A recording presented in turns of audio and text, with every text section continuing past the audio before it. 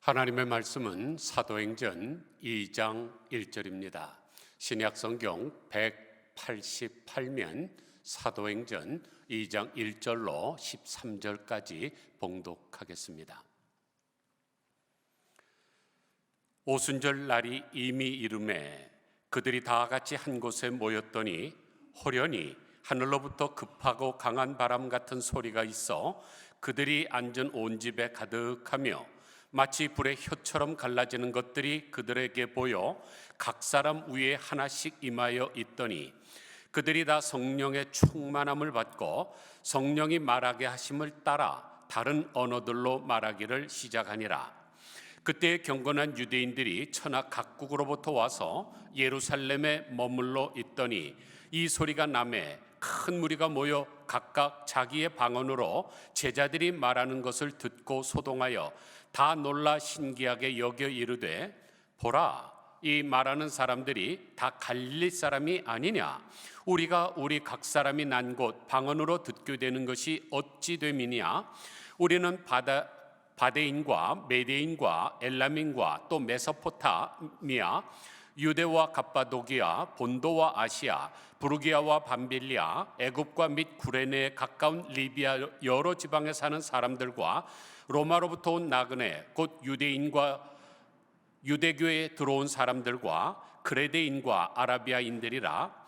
우리가 다 우리의 각방 언어로 하나님의 큰 일을 말함을 듣는도다 하고 다 놀라며 당황하여 서로 이르되 이 어찌된 일이냐 하며 또 어떤 이들은 조롱하여 이르되 그들이 세술에 취하였다 하더라. 아멘.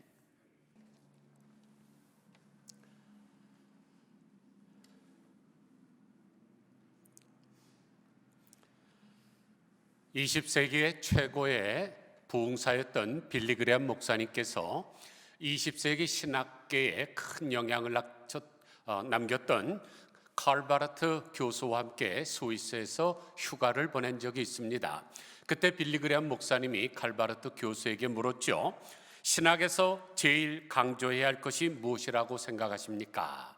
그러자 칼 바르트는 조금도 서슴없이 성령입니다 라고 대답을 했습니다. 또 교황 요한 바오로 2세가 임종을 얼마 남겨두지 않았을 때 옆에 있던 추기경이 물었죠. 오늘날 기독교 교리 중에서 제일 강조해야 될 것은 무엇인가요? 그러자 교황께서도 성령에 대한 교리다라고 말씀을 하셨습니다. 이 두 가지 이야기는 성령이 얼마나 중요한 것인가를 단적으로 증명해 줍니다. 여러분, 자동차에서 자동차 수많은 부품들이 있죠. 그 중에서 별로 사람들이 중요시 여기지도 않고 보이지도 않지만은 가장 중요한 것이 뭘까요? 바로 배럴입니다. 우리나라 말로 하면은 배터리죠. 얼마나 빳빳하게 서 있어야 되면 배터리라 그러겠습니까? 이 배터리는 시동을 걸어서 엔진을 돌려주고 우리가 깜깜한 밤에 운전할 때 밝혀져서 안전하게 운전할 수 있도록 해주고 또 우리가 정보를 들을 수 있도록 라디오를 켜주는 역할을 합니다. 그러나 만약 이 배터리가 죽게 되면 어떻게 되나요? 그 차가 100만 불짜리라 할지라도 고철덩어리가 되고 맙니다. 아무 쓸모가 없는 물건이 되고 말죠. 그런데 우리 신앙생활에 이 성령님이 바로 배터리와 마찬가지입니다.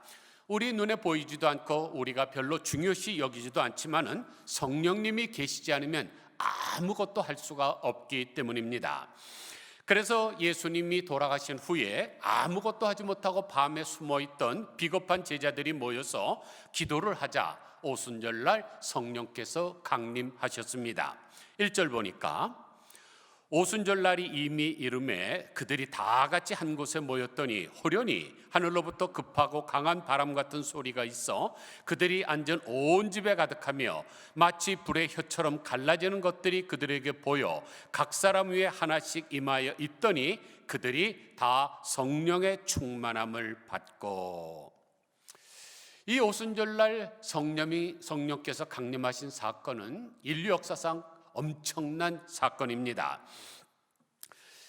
우리가 구약 성경을 보면 첫 번째 열매를 따는 날을 초실절이라고 그러죠. 그날부터 7주간이 지난 날을 우리가 칠칠절이라고 합니다. 77이 49, 도합 50일이 되는 날이죠. 그러면 칠칠절이 무슨 날인가요? 첫 번째 열매를 따고 나서 그 다음에 7주 동안 모든 수확을 완성한 기쁨을 누리는 날입니다. 그런데 부활절서부터 이 50일 되는 날이 바로 오순절이죠. 그러므로 첫 열매 되신 예수님의 부활의 완성을 기념하는 날이 오순절이라고 할 수 있습니다. 그런데 이 강림하신 성령님은 하나님께서 약속하신 선물입니다. 사도행전 1장 4절을 보니까 예수께서 사도와 함께 모이사 그들에게 분부하여 이르시되 예루살렘을 떠나지 말고 내게서 들은 바 아버지께서 약속하신 것을 기다리라. 요한은 물로 세례를 베풀었으나 너희는 몇 날이 못되어 성령으로 세례를 받으리라고 하셨기 때문입니다. 그런데 이 성령이 어떻게 임하셨습니까? 성공해서 자랑스러운 제자들이 아니라 정말로 실패해서 부끄러워서 숨어있는 제자들에게 임하셨습니다. 그런데 급하고 강한 바람 같은 소리가 있고 불의 혀처럼 갈라지는 것들이 그들에게 보인 것은 극적인 성령 강림을 묘사하는 말씀들입니다. 그런데 이 부분에서 우리의 눈길을 끼는 대목이 있죠. 바로 다 성령의 충만함을 받고라는 구절입니다. 이때부터 성령 충만이라는 용어가 생성되게 되었고 초대교회가 탄생하게 되었고 지금까지 사용하고 있습니다. 그러므로 성령 충만은 교회를 탄생하게 한 원동력이고 지금까지 존재하게 하는 추진력입니다. 그래서 성령 강림 이후에 그리스도인들에게 성령의 충만함은 심장과 같은 역할을 하고 있습니다. 그래서 성도들이 가장 동경하는 축복된 신앙 형태라고 할 수 있습니다. 그리고 성도들이 도달하고 싶어하는 신앙의 목표 지점이기도 하죠. 그래서 기독교를 믿는 성도들이라면 나도 성령의 충만함을 받아야지 하는 그런 간절한 소망이 있습니다. 그 이유는 에베소서 5장 18절에서 술 취하지 말라 이는 방탕한 것이니 오직 성령으로 충만함을 받으라고 명령형으로 말씀하고 있기 때문입니다. 그런데 이 구절은 우리들에게 상당히 오해를 가져올 수 있는 요소가 있습니다. 많은 사람들이 성령을 받으라 그러면 무슨 야구공 날라오는 것을 받는 것처럼 어떤 물질로 생각할 수가 있습니다. 그래서 부흥 강사들이 강대상에서 성령을 받아라 그러면 성도들이 경쟁적으로 더 열심히 더 많이 받으려고 아멘 화답하죠. 그래서 기름통에 기름을 가득 채우듯이 성령으로 우리의 속을 가득 채워야 한다고 착각을 합니다.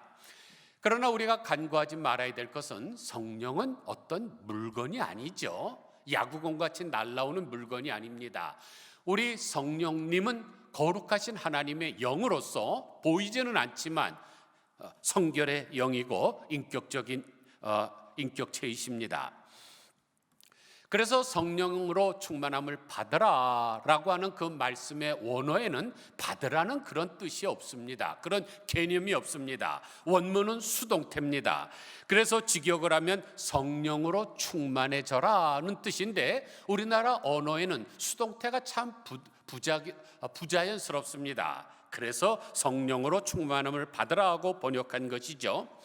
그리고 성령으로라는 원어도 문법적으로는 수단적 역격입니다. 그래서 성령으로라고 번역하는 것보다는 성령에 의해서라고 번역하는 것이 더 좋습니다.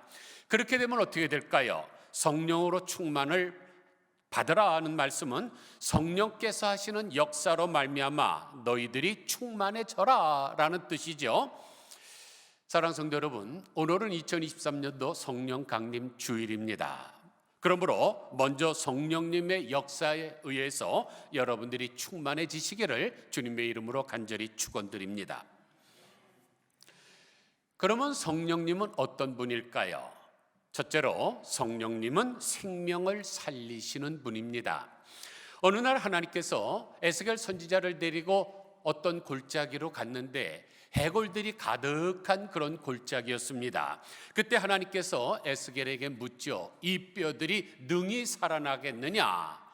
그런데 에스겔 선지자가 아주 지혜로웠던 사람 같아요. 지혜롭게 대답을 합니다. 주 여호와여, 주께서 아시나이다. 그러자 하나님께서는 그 마른 뼈에 대해서 이렇게 대언하라고 말씀을 하시자 에스겔이 대언을 합니다. 너희 마른 뼈들아, 여호와의 말씀을 들을지어다. 주 여호와께서 이 뼈들에게 말씀하시기를 내가 생기로 너희에게 들어가게 하리니 너희가 살리라고 대언하자마자 이 마른 뼈들이 움직이기 시작하더니 피부가 생기고 힘줄이 묶기 시작하고 살아있는 하나님의 큰 군대가 됐습니다.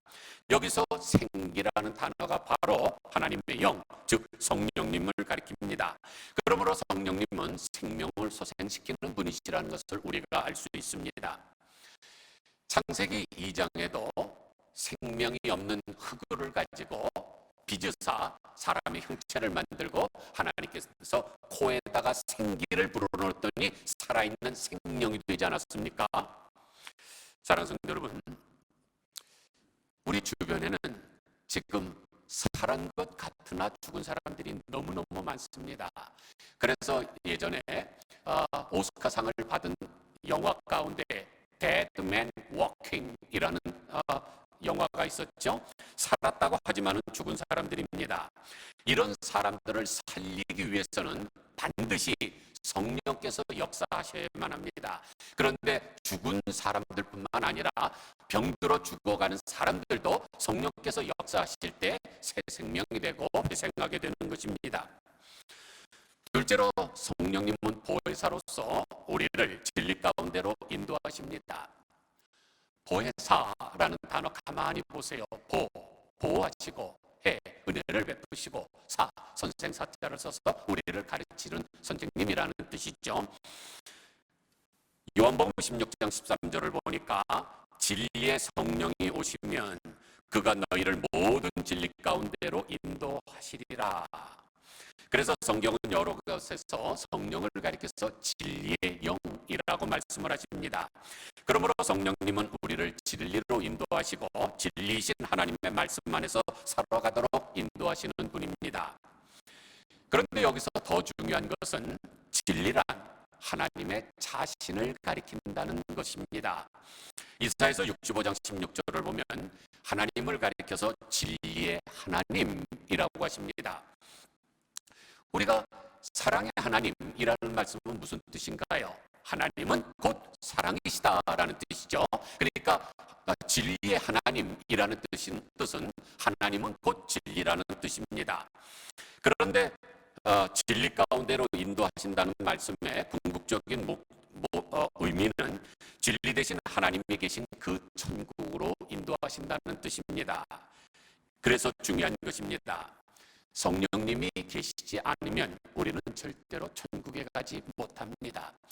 그래서 제가 축도할 때마다 그러죠. 우리를 천국으로 인도하시는 보혜사 성령님의 교통하심이 너희와 함께 계실지어다 라고 축복하는 것입니다. 셋째로 성령님은 우리에게 꿈과 희망을 주시는 분입니다. 요엘서 2장 28절을 보면 그 후에 내가 내 영을 만민에게 부어주리니 너희 자녀들이 장래일을 말할 것이며 너희 늙은이는 꿈을 꾸며 너희 젊은이는 이상을 볼 것이라 그랬습니다. 여기서 말씀하시는 내 영, 이것이 바로 하나님의 영, 즉 성령님이신데 성령을 부어주면 어떻게 된다 그랬습니까? 너희 자녀들은 장래일을 말할 것이고 너희 늙은이는 꿈을 꿀 것이고 너희 젊은이는 이상을 볼 것이라. 이것을 종합하면 꿈과 희망이 가득 찰 것이라는 뜻입니다.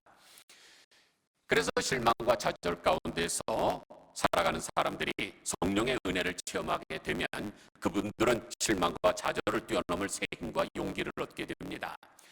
그래서 역사를 통해서나 우리 주변을 보게 되면 꿈과 희망을 가지고 승리하고 성공한 사람들이 참 많습니다. 혹시 우리 가운데 삶에 지치고 생활에 힘들어서 좌절하시는 분이 계십니까? 그렇다면 성령의 역사로 말미암아 충만함을 받으시기를 바랍니다. 오직 모든 문제의 해결은 성령님 뿐이십니다. 그러면 우리가 이 성령을 어떻게 받을 수 있을까요? 첫째로 성도들이 마음을 같이하여 간절히 기도할 때 성령님께서 임하십니다. 이런 의미에서 우리가 합심기도와 통성기도는 중요한 것입니다. 우리가 가끔가다 합심기도도 하고 통성기도도 하는데 절대로 소홀히 여기지 마시기를 바랍니다. 오늘 본문 바로 앞에 사도행전 1장 14절에서 이렇게 증거하고 있습니다. 여자들과 예수의 모친 마리아와 예수의 아우들과 더불어 마음을 같이하여 전혀 기도에 힘쓰니라. 그리고 오늘 본문 1절을 보니까 오순절날이 이미 이름에 저희가 다 같이 한 곳에 모였더니, 이처럼 그들이 한 자리에 모여서 더불어 합심하여 기도할 때 성령의 충만함을 받았습니다. 성령님은 연합의 영입니다. 그래서 다투고 분열하는 곳에는 임하시지 않습니다. 지금도 큰 교회들 자기들이 잘났다고 서로 싸우고 있지만 자기들이 지금 잃어버리는 것이 있죠. 작은 것을 얻으려고 싸우고 있지만 가장 중요한 성령님을 지금 잃어버리고 있습니다. 그러므로 우리는 한 마음을 품고 간절히 기도해야 됩니다. 둘째로 회개할 때 성령께서 역사하십니다. 그들이 모여서 무슨 기도를 했을까요? 당연히 회개를 가장 먼저 했겠죠. 왜냐하면 그들이 예수님을 부인하고, 베드로는 심지어 어린 계집 앞에서 예수님을 3번씩이나 부인하고 또 저주까지 했기 때문입니다. 그래서 사도행전 2장 28절을 보면 베드로가 이렇게 말합니다. 너희가 회개하여 각각 예수 그리스도의 이름으로 세례를 받고 죄사함을 얻어라. 그리하면 성령을 선물로 받으리라 그랬습니다. 이것은 자기의 피 묻은 경험에서 나온 것이겠죠. 자기가 아주 어린 계집애 앞에서도 두려워서 예수님을 부인하고 저주까지 했었는데 이제 회개를 하고 성령을 받았기 때문입니다. 그러므로 우리가 성령을 받으려면 먼저 회개해야 됩니다. 왜냐하면 성령은 성결의 영이시기 때문이죠. 그러면 회개가 뭘까요? 회개라는 단어에서 회자는 뉘우칠 회자에 개자는 고칠 개자입니다. 헬라어 원어로는 메타노이아라는 단어를 쓰고 있는데 마음을 바꾸다, 완전히 돌이키다는 뜻입니다. 그러므로 뉘우치기만 해서는 안 됩니다. 가룟 유다도 뉘우쳤습니다. 그러나 고치지는 않았습니다. 그러므로 우리는 뉘우친 후에는 우리의 사고방식을 고쳐야 됩니다. 전이가 일어나야 됩니다. 가던 길에서 유턴을 해야 됩니다. 사람이 마음을 움직이면 변하지요. 어린아이가 어른으로 변하는 것이 변입니다. 그러니까 변은 겉모습이 변하는 것입니다. 겉모습이 달라지는 것이죠. 그런데 이 변이 계속하게 되면 화를 가져오게 됩니다. 그래서 화는 속이 달라지는 것입니다. 예를 들면 알코올 중독자가 성자로 바뀌는 것이 변화지요. 비린내 나는 물고기를 잡던 시몬이 사람을 낚는 어부가 된 것이 바로 화입니다.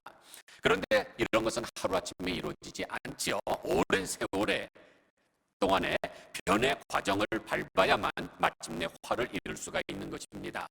그러므로 우리가 변화가 되려면 어떻게 될까요? 계속적으로 뉘우쳐야 됩니다. 계속적으로 뉘우치는 과정 속에서 우리의 심령이 조금씩 변화가 되는 것이죠. 그러면 언젠가 고쳐지는 역사가 일어나게 됩니다. 셋째로 하나님의 말씀을 들을 때 성령께서 임하십니다. 사도행전 10장 44절을 보면 베드로가 이 말을 할 때 성령이 듣는 사람, 말씀 듣는 모든 사람에게 내려오시니라 그랬습니다. 그런데 이 본문이 어떤 배경입니까? 고넬료가 자기 식구들을 다 모아놓고 사도 베드로를 불러다가 말씀을 듣던 그런 배경입니다. 바로 말씀을 듣는 순간에 성령께서 임하셨죠. 사랑하는 성도 여러분, 말씀 듣기에 열심 내시기를 바랍니다. 주일 예배, 수요 찬양 예배, 새벽 예배 언제 하나님께서 그 말씀을 들을 때 우리를 충만케 하실지 아무도 모릅니다. 그러므로 말씀 듣기에 힘써야죠. 예수님이 올 때마다 무릎에 앞에 앉아서 말씀을 듣던 마리아에게 내가 좋은 것을 선택했다고 칭찬을 하셨습니다. 넷째로 안수받을 때 성령이 임합니다. 사도행전 19장 17절을 보니까 아볼로가 고린도에 있을 때 바울이 윗지방으로 다녀 에베소에 와서 어떤 제자들을 만나 가로되 너희가 믿을 때 성령을 받았느냐? 가로되 아니라 우리는 성령의 계심도 듣지 못하였노라. 바울이 이르되 그러면 너희가 무슨 세례를 받았느냐? 대답하되 요한의 세례니라. 바울이 이르되 요한이 회개의 세례를 베풀며 백성에게 말하되 내 뒤에 오시는 이를 믿으라 하였으니 이는 곧 예수라 하거늘 그들이 듣고 주 예수의 이름으로 세례를 받으니 바울이 그들에게 안수하매 성령이 그들에게 임하심으로, 즉 안수할 때 성령님께서 임하셨습니다. 그런데 여기서 한 가지 중요한 주의할 것이 있습니다. 여러분, 신천지나 또는 여호와의 증인이나 몰몬교 이런 데 가서 머리 뒤밀면 안 됩니다. 성령이 있으면 악령이 있는 거죠. 천국이 있기 때문에 지옥이 있는 것이죠. 성령을 받지 못하면 악령을 받을 가능성이 대단히 높습니다. 아무 데나 가서 안수해달라고 그러시면 안 됩니다. 검증된 사람, 신학적으로 인정받는 사람, 그런 하나님 앞에 신실한 종들에게 안수를 받아야죠.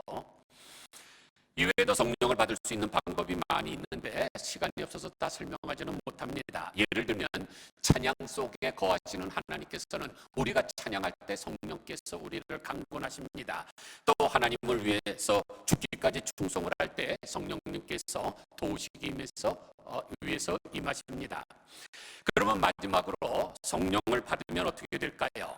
첫째로 성령을 받으면 거듭나서 변화된 삶을 살게 됩니다.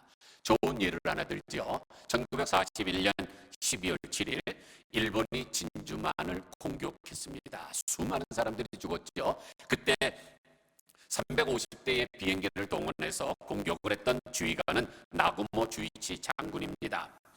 그런데 이 사람이 1950년 전역을 하고 하루는 길을 걷고 있는데 어떤 사람들이 전도지를 나눠주면서 오늘 저녁에 전도 집회가 있는데 꼭 와서 말씀을 들어보세요 그럽니다.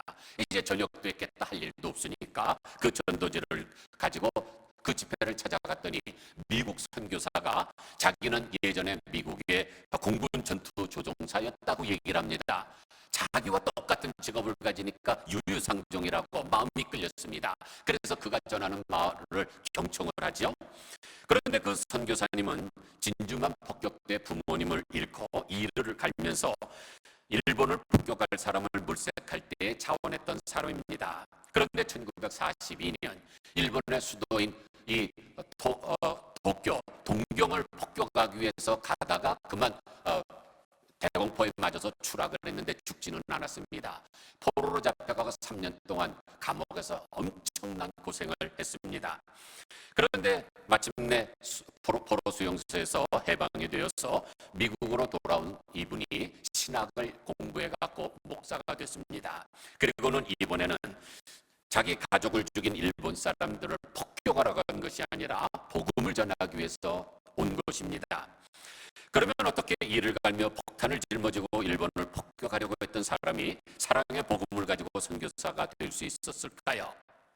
이유는 오직 한 가지, 성령의 충만함을 받았기 때문입니다. 이와 같이 성령의 통치를 받으면 어마어마한 변화가 일어납니다. 그래서 그날 그 말씀을 들었던 나구모 주이치 장군도 예수님을 믿게 되었고 훗날 오사카에 있는 사카이 장로의 교회의 장로가 됐습니다. 사랑하는 성도 여러분, 사도행전 1장 8절을 보면 오직 성령이 너에게 임하시면 너희가 권능을 받고 예루살렘과 온 유다와 사마리아와 땅끝까지 이르러 내 증인이 되리라 그랬는데, 여기서 말씀하시는 이 권능, 이 단어가 원문에는 듀나미스라는 단어인데 여기서 나온 단어가 다이너마이트입니다. 다이너마이트는 어떻습니까? 모든 장애물 같은 걸 폭파시켜 버리는 거죠. 우리 안에 있는 어떤 더러운 것들, 또 하나님을 앞에 나아가는 가로막는 것들을 다 폭파시켜서 변화시킬 수 있는 능력이 있는 것입니다. 여러분이 잘 아시는 미국의 대통령 조지 W. 부시 아들 대통령 말합니다. 이분은 자기 이름처럼 조지고 부시던 사람입니다. 40대까지 마약 중독에 걸려갖고 아무것도 못하던 폐인과 같은 사람입니다. 아버지가 볼 때 한심합니다. 그래서 자기 친구인 빌리그레엄 목사님을 집으로 초청하죠. 빌리그레엄 목사님 그 가정을 방문해서 그를 붙잡고 안수기도를 하고 하나님의 말씀을 가르칩니다. 그러니까 그가 변화가 돼요. 그래서 그가 간증한 말씀이 나에게 복음의 씨앗이 뿌려졌다. 즉 하나님의 영이 임재하셨다. 그리고 나는 변했다라고 고백하게 되었던 것입니다.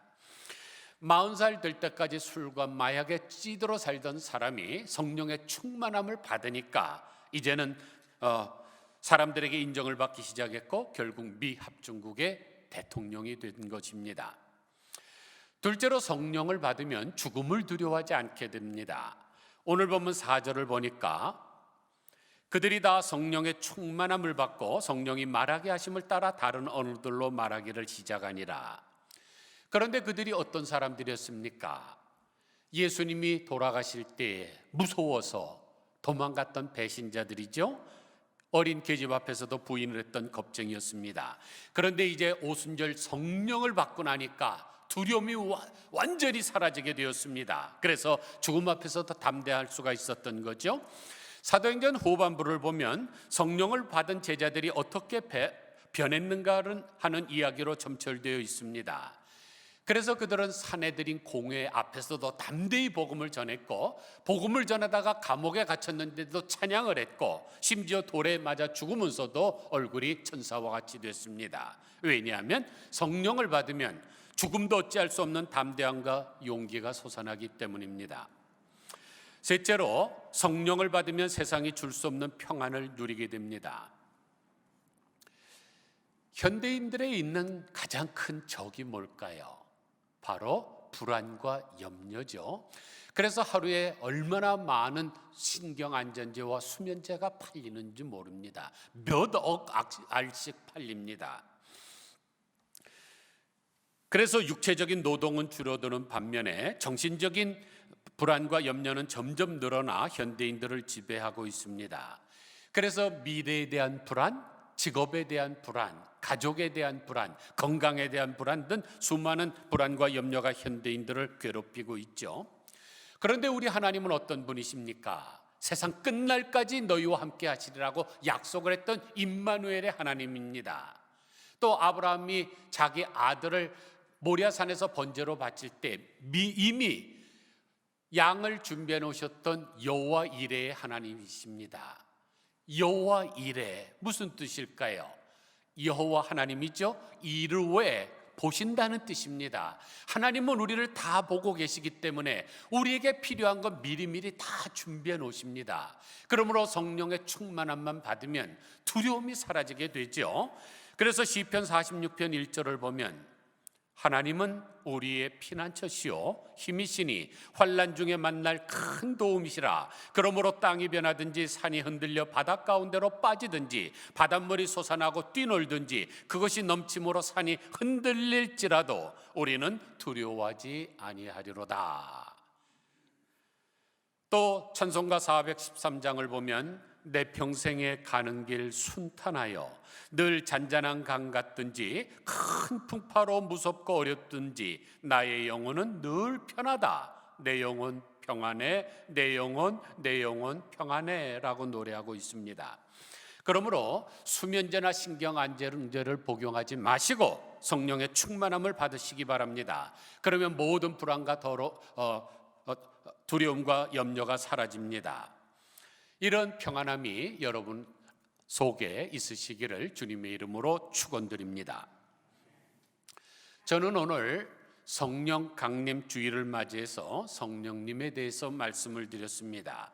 처음에 말씀드린 대로 성령은 배터리처럼 우리 신앙생활의 모든 것이 되십니다. 그래서 로마서 8장 9절은 이렇게 천명하지요. 만일 누구든지 그리스도의 영이 없으면 그리스도의 사람이 아니라. 그리스도의 영이 바로 성령님이십니다. 그러니까 성령이 없으면 하나님의 백성이 아닙니다. 또 성령을 받지 못하면 구원도 받지 못하고 천국에도 들어가지 못합니다. 아무쪼록 이 성령 강림 주일에 우리 모두 성령께서 하시는 역사에 의해서 충만해져서 거듭나 변화된 삶을 사시고 죽음을 두려워하지 않는 담대함을 가지시고 세상이 줄 수 없는 평안을 누리며 사시기를 주님의 이름으로 간절히 축원드립니다. 기도하겠습니다. 하나님 아버지,